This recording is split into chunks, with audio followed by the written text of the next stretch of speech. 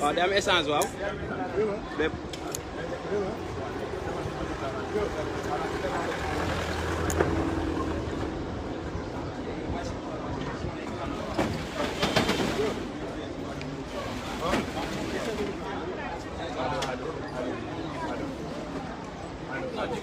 Oustaz waxal ma xool Oustaz waxal ma xool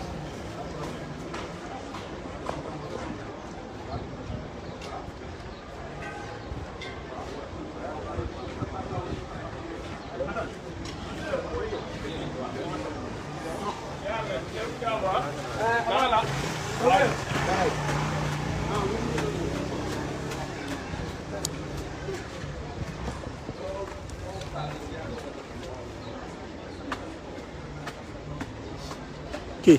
baa mu takkal ma ko takk ci poos bi kepp bi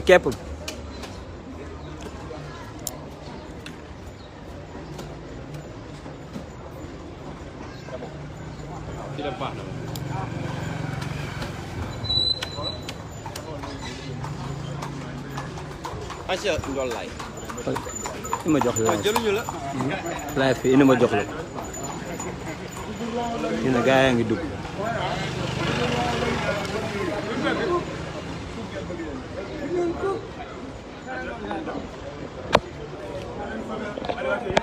waaw ñu ngi sa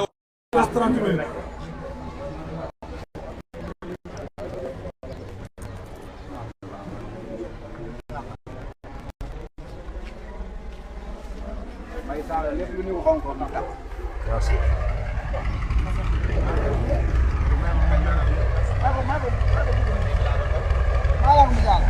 may leen ko mu dem jëlal pot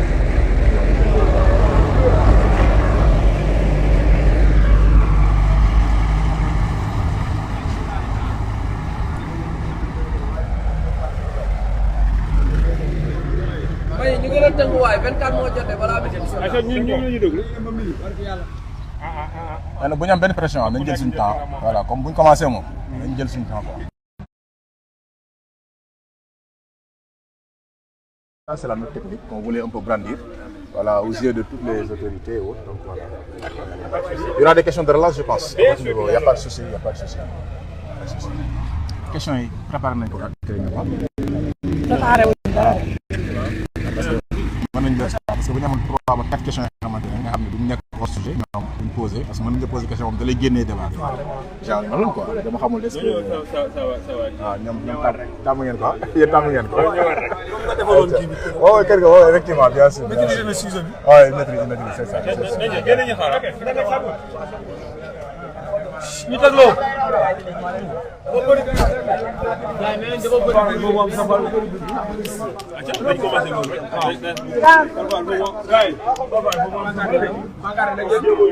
voilà kii boobu noonu voilà c'est bon on peut y aller ci ginnaaw c'est bon on peut y aller en français bon mën nañ commencer par wolof après asalaamaaleykum ñu ngi leen di nuyu di leen sant bu baax ci seen ñëw ñu ngi fii tey Médina Fass Mbao Babacar Ndaw la ñu gën ma xam ci imam Ndaw ma nekk imam Touba Diamaguène nekk ingénieur géotechnicien di liggéey ci tali depuis bientôt 15 ans suñu daje fi tey li ko sabab moom mooy ñaxtu li nga xam ne moom la ñu bëgg a forcer mooy tali karo te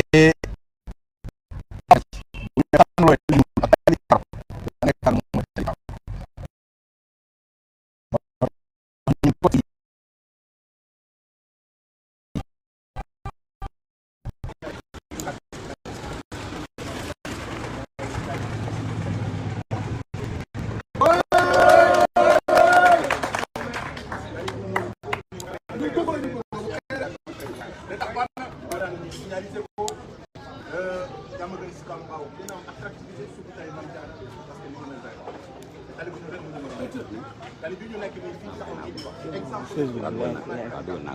fii ñu nekk di wax tey sam-sam boo xoolee calendrier yi ñu nekk amul ci benn bu baax li ko waral moom mooy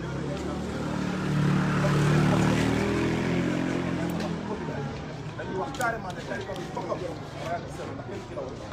kon ñoom wax nañ ba yeew seen loxo ñun nag ñu jàppee na banlieue dañ dara ñoo dëkk ndax seen bopp ñi ci ginnaaw ñëpp ngay gis ay responsable lañ ay professeur lañ ay kilifa lañ ay technicien lañ donc nous réclamons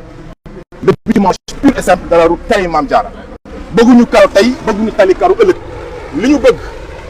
bu ñu bëggee jàmm moom mooy ñu defal ñu li nga xam ne moom mooy tali bi ñu wax ñu baax yëpp di amee projet de base war nañ leen ko budul benn yoon di ñaari yoon dañoo def 2 kilomètres 200 mooy tali Mame Diarra def BB ñaari bay yu mag mooy béton bitumineux loolu foo ko gis mooy fii tali bu ñuul moo fi war a am amul benn axe ci projet de base bi bu ëpp 1 kilomètre 500 boo xam ne def nañ ko mu nekk tali Karo amul wan nañ leen ko ne leen nag carrément bu ngeen jàppee ne da ngeen ñu bëgg a nax jaar suñu kaw jàll da ngeen nax seen bopp tali Mame Diarra dañuy respecter li banque bi wax dañuy respecter li bailleur bi wax respecter li marché de base bi wax mooy tali bitumineux tali bu ñuul kukk lañ fi def donc loolu la ñu bëgg di ci woo autorité yëpp combat bi amul politique bu ci laxasu loolu il faut ñu signaler ko parce que ñu bëri dañuy yàq nopp kilifa yi ci ne ñi fi nekk dañoo contre maire bi fi nekk bokkuñu camp politique moo tax ñu bëgg a saboter projet bi loolu amul. ñi fi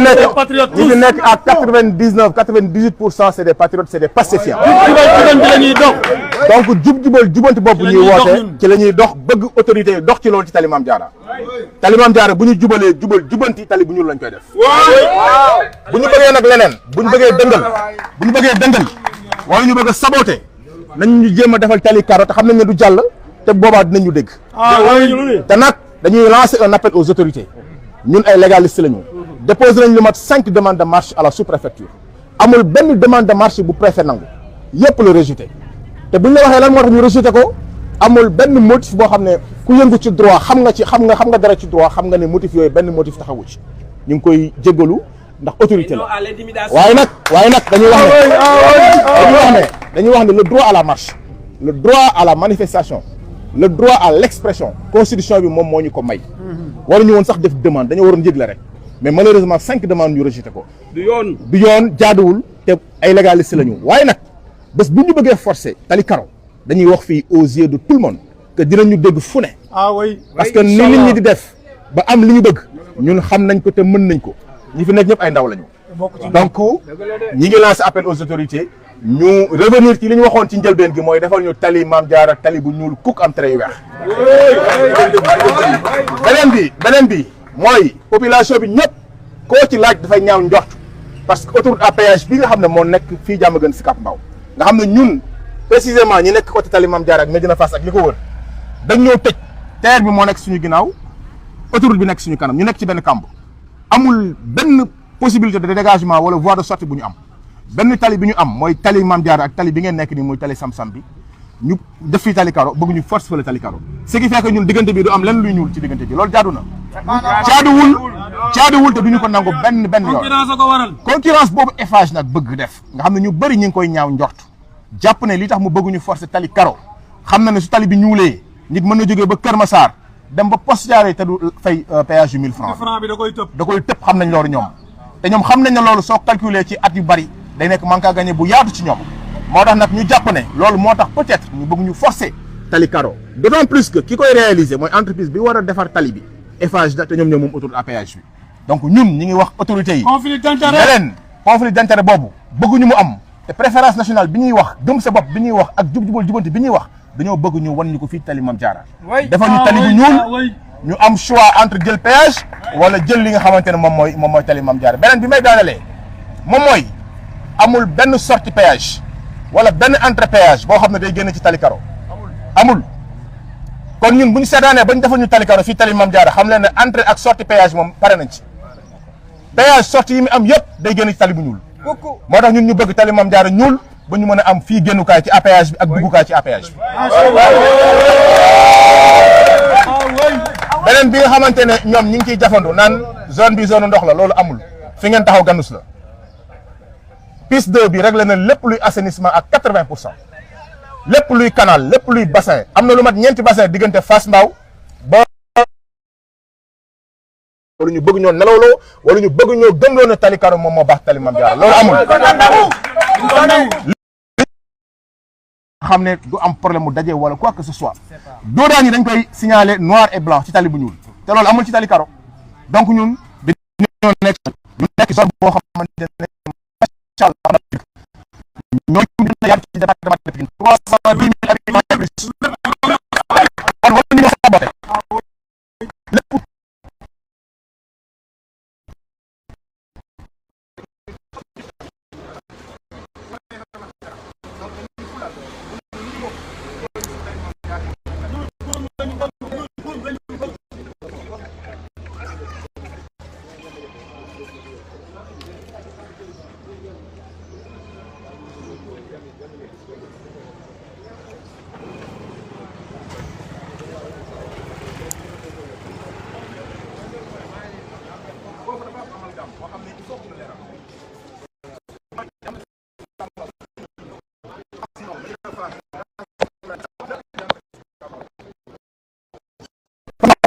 am na loo xam ne suñ ko taxee ñoom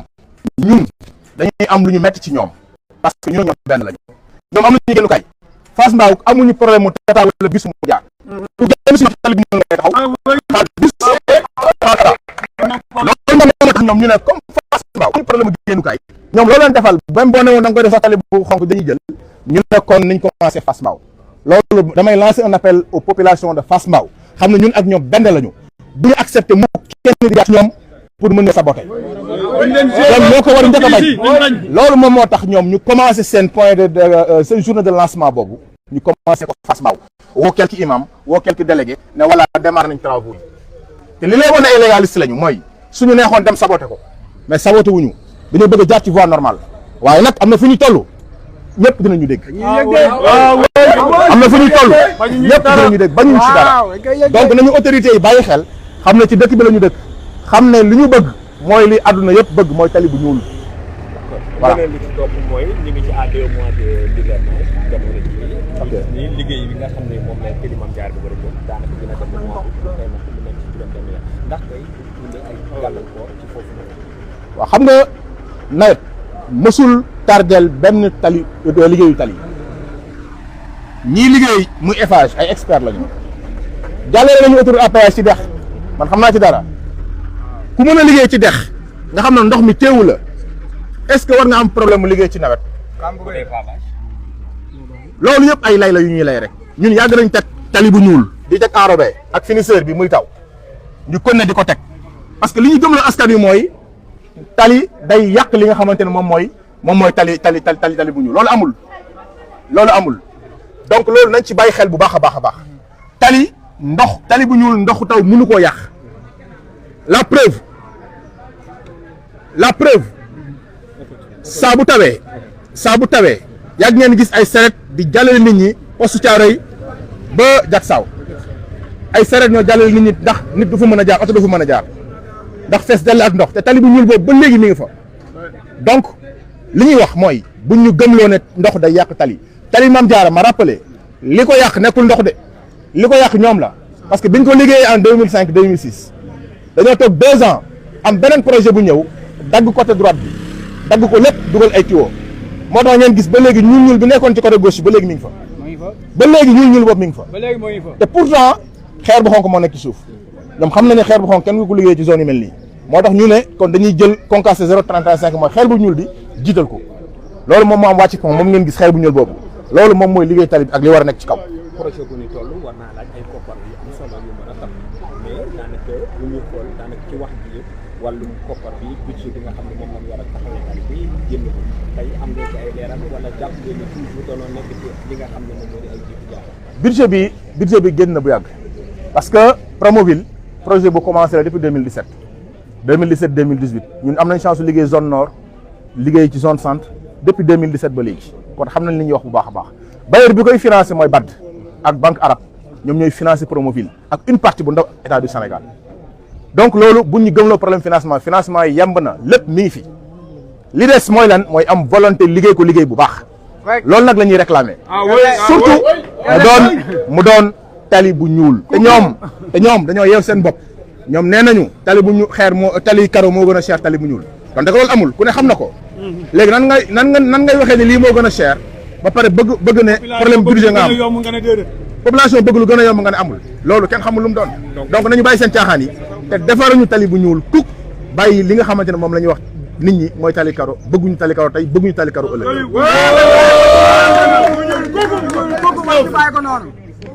voilà c'est bon. Ouais, ñu jël benn 5 minutes en français. Aspect économique bàyyi ko foofu économique bi. Nan wax ci problème bi.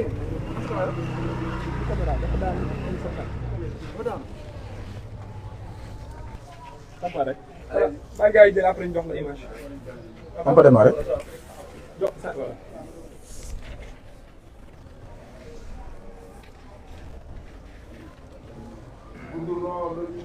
Tegaay tàng waay.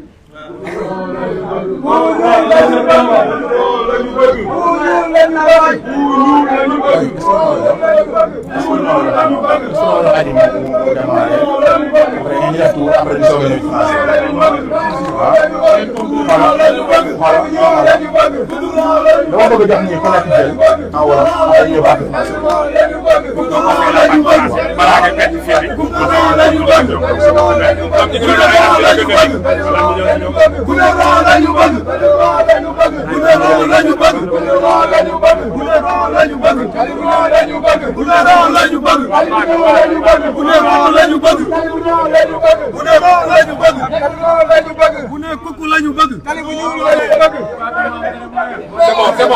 c'est bon. jàmbaar ci Adidas bi nag muy bu yàqu.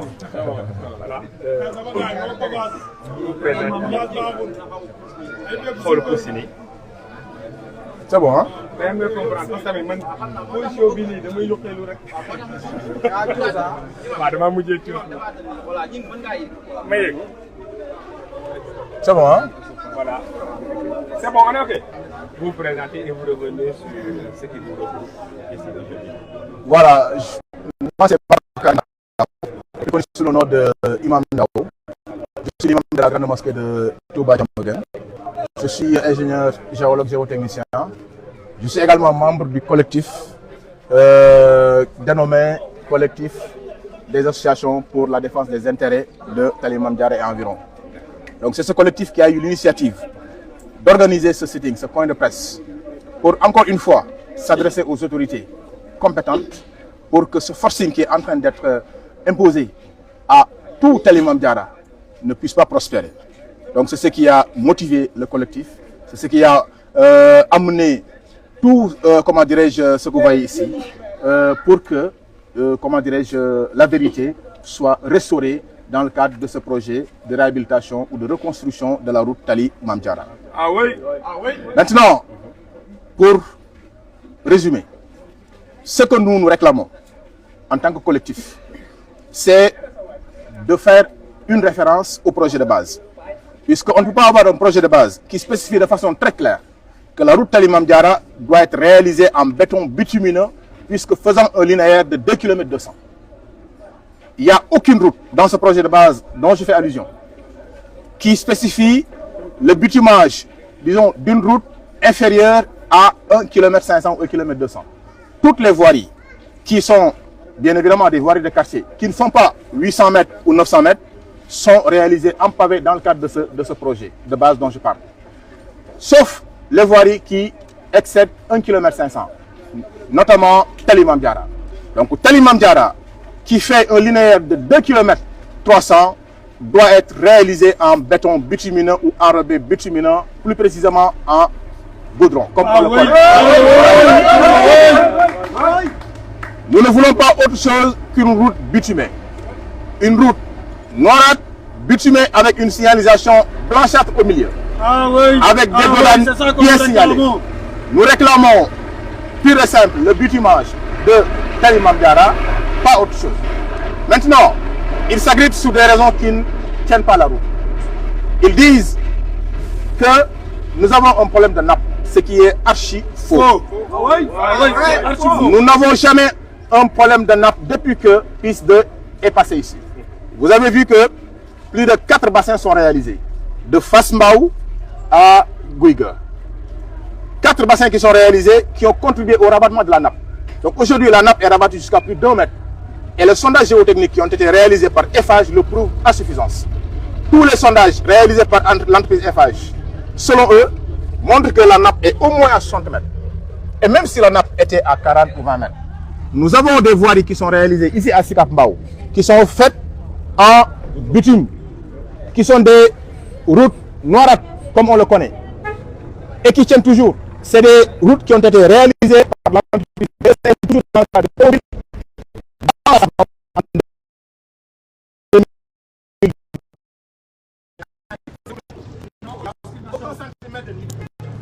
nous disons que nous qui sommes entre le terre et le à péage, nous avons une discrimination et nous imposons, nous exigeons de la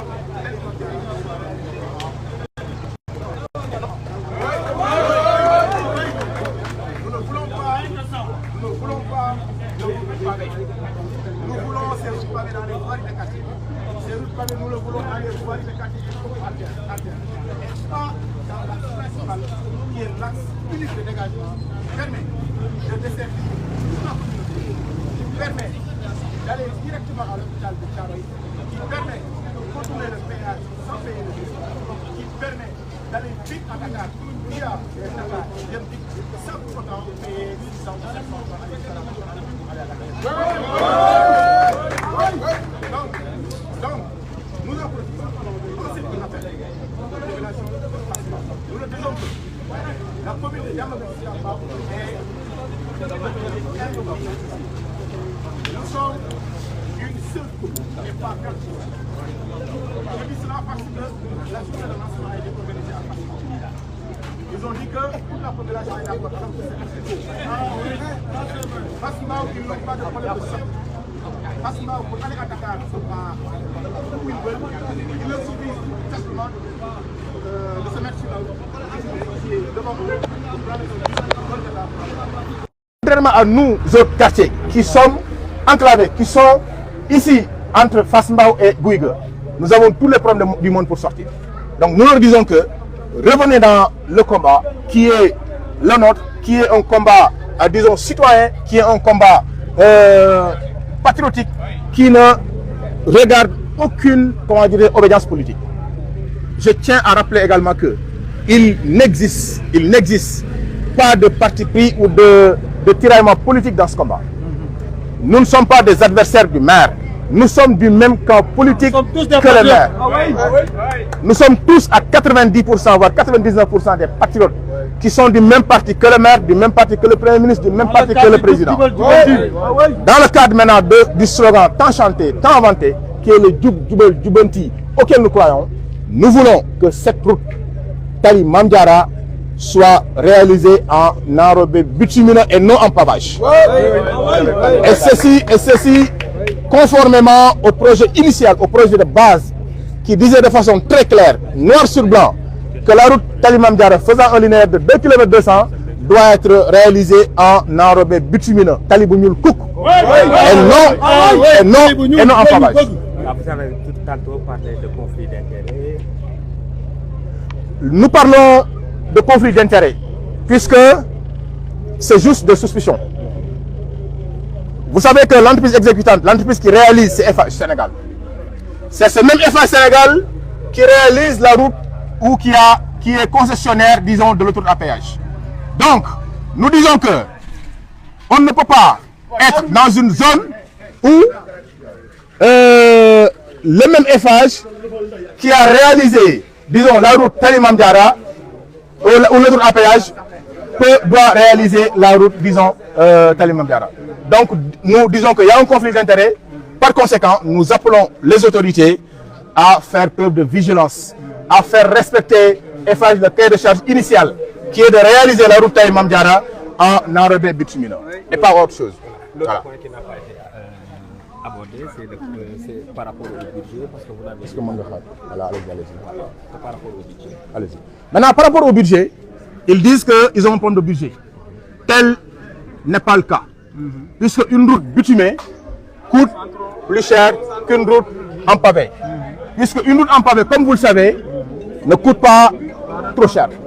Et maintenant, si on veut nous imposer, disons, cette route en pavé, nous disons de façon très simple que c'est parce que eux, ils veulent nous imposer le pavage qu'ils évoquent la notion de budget. Nous n'avons pas de problème de budget. Ça n'existe absolument pas du tout. Donc qu'ils nous fassent cette route en enrobé bitumineux. Et je lance un appel aux autorités que nous voulons être légalistes. Nous organisons ce point de presse ici. Mais malheureusement, c'est à quoi nous assistons. C'est des nervis qui sont envoyés pour saboter. Et nous ferons face.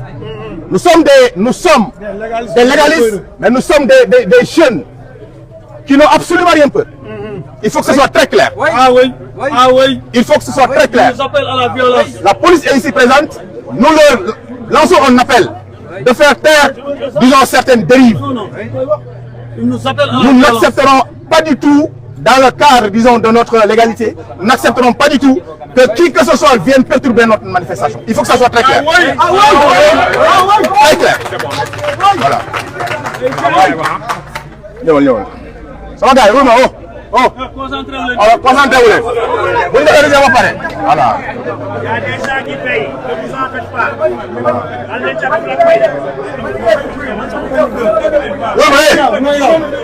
Ki ñu ànd ak tapet bu mag la booy boobu xaw ma nangam loolu bu leen ko dañuy reewoon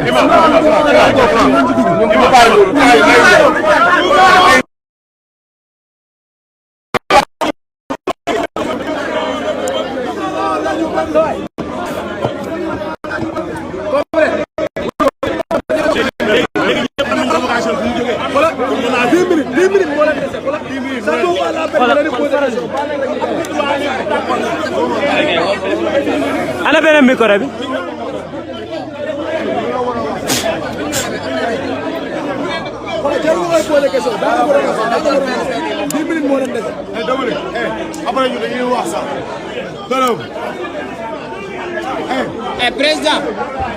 président timing bi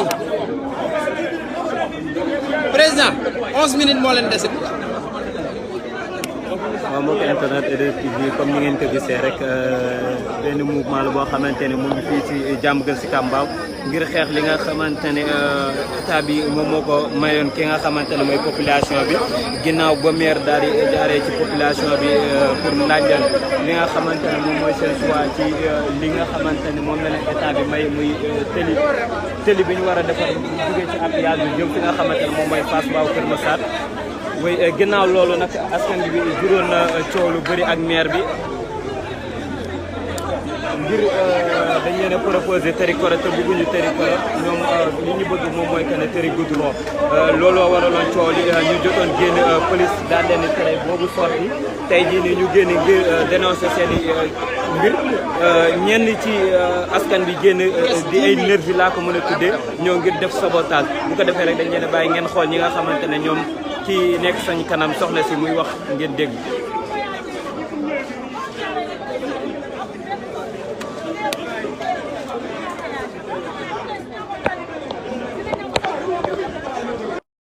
jaar fa man de tey du ma waxal kenn mën naa waxal sama bopp man ay étudiant laa yor samay doom université lañ ne mais dañuy sonn pour jàngi te tey bu tali bi baaxoon mën nañu taxaw fi am ligne boo xamante ne da leen yóbbu ba Dakar.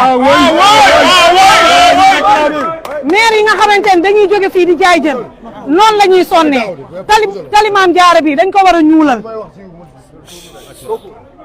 suñ ko defee tali bu ñuul population bi yëpp gis ci seen bopp ligne yi mën di dugg suñu kër yi mën a gën a am dayo daal mu ngi noonu daal tali Maam Jaara daal buñ ñu ko ñuulalale daal moo gën ndax comme ñoom dañuy defar nañu xool li population bëgg ñu def ko. kon daal mënoon na jàpp ni population bi li ëpp ci ñoom nanguwuñu li nga xam ne moo di pavage. ñun de nanguwuñu pavage ñun tali bu ñuul lañ bëgg. bu ñuul ko li ndaw wax dëgg la Fass Mbao amuñu problème parce que ñoom foofu bu ñu taxawee kata bu ñu bëgg a jël ko mais ñun ñi nga xamante ne dañuy dem Dakar fay dem route nationale bu ñu bëggee dem feneen noonu la ñuy sonnee kon tey ji tali bu ñuulee dem di kii di dugg ak yëpp di dugg suñu avantage la ñun jigéen ñi. jërëjëf rafet na soxna décor des na fi bañ xamal mu def de manière ramasse jàppal ma micro ba am économique li sa yeeg ñoom sa nag yooyu nopp waa teel hôpital yeeg tout delloo de wala ci bëgguma mu daal c'est bon même clip gi la moo tax mu ne puusal ma verrouillé rek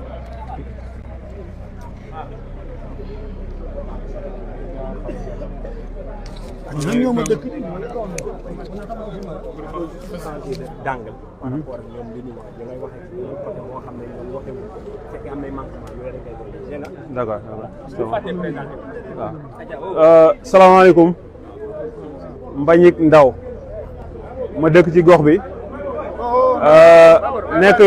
jàngalekat bokk ci association bu tudd association pour la défense des intérêts de Diamaguène Sicap Mbao juddoo Diamaguène màggee Diamaguène yaroo Diamaguène ba tax na lii ñuy gis fii man ci loolu laay njëkk a wax ñoom dañoo juum parce que ñun Diamaguène la ñu dëkk Diamaguène la ñu bëgg man damaa jàpp ne ñoom bu ñu yabalee ay mbër yebal ñu ñoo xam ne dañoo ñëw pour xeex dañoo amul benn ambition parce que bu ñu amoon ambition ñun la ñuy àndal ci xeex bi ku bëgg a génne Diamaguène ci li ñu koy étiqueté je pense que da ngaa war a mën a nag taxawal Diamaguène ci loo xam ne xëy na ñun jàpp nañu bu sottee ñun ñëpp ñun ñoo ci bokk jëriñu. li wóor ba wóor mooy ne projet bi projet bu état la sous-préfet moo ko war a porter mais yaakaar ngeen ne sous-préfet dina yónnee ay mbër pour ñu ñëw di attaquer ni très sincèrement yaakaar ngeen ne du ma tudd de mais yaakaaru ngeen ne sous-préfet dina yebal ay mbër ñi ñu envoyé mbër yëpp ñun gis nañ leen yéen ñëpp xam ngeen leen ñii ñu ngi ci làmb ji ñi Fass Mbao lañu dëkk loolu kenn mënu boo ñu ma waxee tur ma lim ci ñaar wala ñett wala ñeent ñenn ñi sa ñu mën lañ ko lim kan moo leen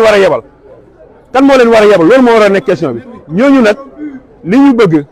ñun mënuñu ko teree wax boole nañ ñoo police ñoo ngi fi taxaw tey boole ñoo suñuy xarit ñoo ngi fi taxaw tey boole ñoo suñuy waajur tey la ñu gën a taxaw parce que li ñuy wax dañu koo gëm li ñuy wax daf ñoo wóor Diamaguène jot na stigmatisation bi ñu nekkee ñun ñu génn ci ñun ñu nekk diggante péage bi ak terre bi amuñu fenn fu ñu jaar génn li gën a yéeme mooy Diamaguène ba mu daj amuñu benn infrastructure bi ñu am mooy poste de police comme si ñun ñëpp jàpp na ñun ay wóyu lañ ñun ay sàcckat lañ ñun ay lay benn poste de police moo fekk comme infrastructure suñu terrain municipal bi 2007 lañ ci gëj football ça va faire bientôt 20 ans amuñu lycée ñun ci commune boo xam ne ça fait plus de 300 000 habitants suñu élèves yi ñoom ñoo feesal lycée Thiaroye ñoo feesal lycée Mbao am na ñu yem ba Kër Massar dafa jàng jee ñun amuñu yooyu ñu jàpp ne nag lan mooy rapport bi entre tali Mame Diarra bi ak lii ñuy wax ak lycée bi ak stade bi ak yeneen i talikar ñu jàpp ne ñun li ñu am ci budget tey jii bis bu ñu defaree tali Mame Diarra bi bu ñu fii du déwén lay nekk de mais dans 2 ans dans 10 ans ñun jàpp nañu suñu budget bu ñu mën a am dañ koy doubler wala ñu tripler ko su boobaa ñoom dootuñu jàngal dootuñu may jën dañuy jàngal ñuy nappee suñu budget bu ñu am Diamaguène dinañ jox ñun fu ñu bëgg pavé ñu pavé ko bañu ñu pavé de ñun ñoo gën a bëgg pavé boo doon pavé li nekk ci mbedd ci Diamaguène Sicap Mbao 10 ans du tax mu jeex kon ñun bañu ñu pavé mais fu ñu bëgg a pavé moo ñu arrangé wul fu ñu bëgg a pavé muy benn voie boo xam ne moom moo war a désenclaver Diamaguène nga ne non da nga koy pavé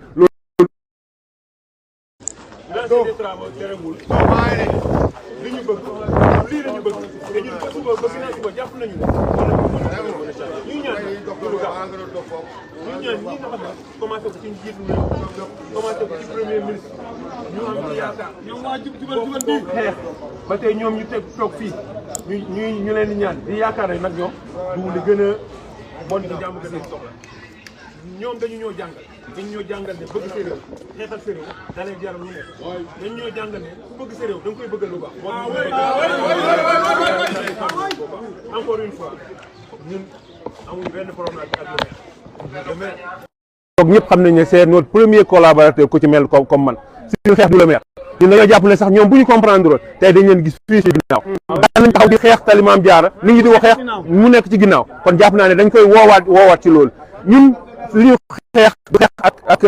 sous-préfet amuñu benn ak problème ak sous-préfet ñun leen la ñu xeex li gën ci jàmm gën si Kambaaw te li gën si jàmm gën si Kambaaw mu ñëw ñu tali